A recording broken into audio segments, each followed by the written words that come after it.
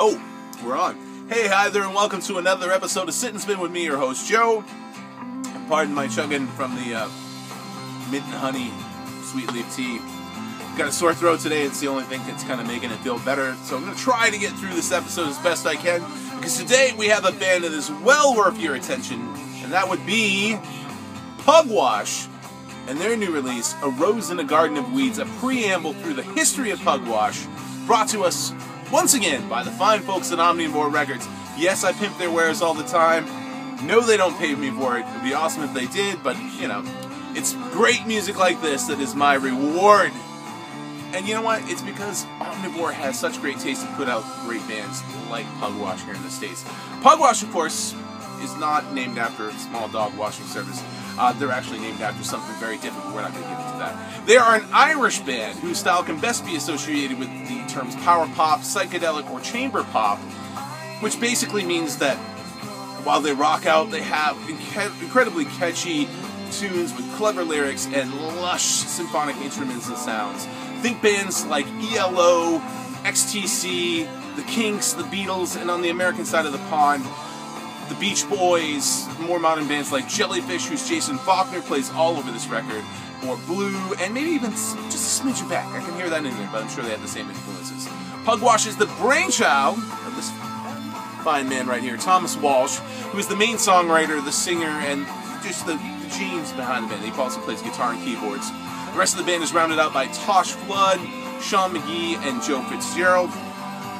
Thomas, who has just a stunningly lovely voice, he got his start by setting up a recording facility in a shed in his parents' garden after he heard that one of his musical idols, Andy Partridge from XTC, had done something similar, and he set about writing and recording his own music. He released the debut album by Pugwash, Amity, back in 1999, and since then, over the years, have been released a string of excellent records like Almanac and Jollity. Voices going out on me. And in 2009, they signed a UK deal with Ape House Records, which is Andy Partridge's records label. And in between now and then, he's all taken a little bit of time off to work with the Dockworth Lewis method, and released the last Pugwash studio record in 2013 called Sticky Wickets. It's easier to say that. And right now, in 2014, thanks to Omnivore Records, we here in America finally get a chance to hear Pugwash with this record, which is pretty much like a best of the band's earlier records. And because of that, even not because of that, it is all amazingly great music. There's not a duff track on this record. It's just all absolutely brilliant. The track you're hearing right now, Keep Moving On, is definitely one of my favorites on it, but you really can't go wrong. It's throw a dart anywhere at this bad boy, and it's really good. And Pugwash, currently, right now, is doing their first ever tour of North America. I will put a little link to the tour dates, and by all means, if you have a chance to check out this band live, do yourself a favor and go see them live. Personally, right here in Portland, Maine, where I'm from, I've got two chances to check out the band. If you live locally in Maine or even in New Hampshire or nearby, you got a chance to check out Pugwash too. They are playing next Thursday night, October 9th, at Empire on Congress Street in Portland, Maine. And then the following day, if you can't make it to that show, they are doing a free in-store appearance at Bull Moose Music on Middle Street in Portland, Maine. By all means, if you got a chance to check them out, well worth your time and effort to see them, especially if you like any of the bands I previously mentioned, or if you dig in the song you're hearing in the background now.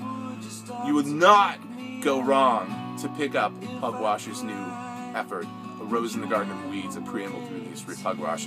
And by all means, go down and check out the rest of their stuff too. It's all really, really great. Pugwash were brought to my attention by my longtime friend Melissa Martin. We've worked in the business together for a long, long time, and she's a fellow concert-going fan. We go to a lot of shows together and stuff, and also a big fan of power pop music in general. And thanks, Melissa, for bringing Pugwash to my attention. So definitely go out and pick up this record. Definitely go see him live if you get the chance. And that is all I have for you this week. We will catch you next time on Sit and Spin. Hopefully you're checking out my good friend Scott over at Righteous Vinyl, as well as the Riff of the Day guys. And tune in next week to see what we got for you then. We'll take it as it goes then. Sorry, my voice is giving out on me then. And we will catch you next time on Sit and Spin. See you then.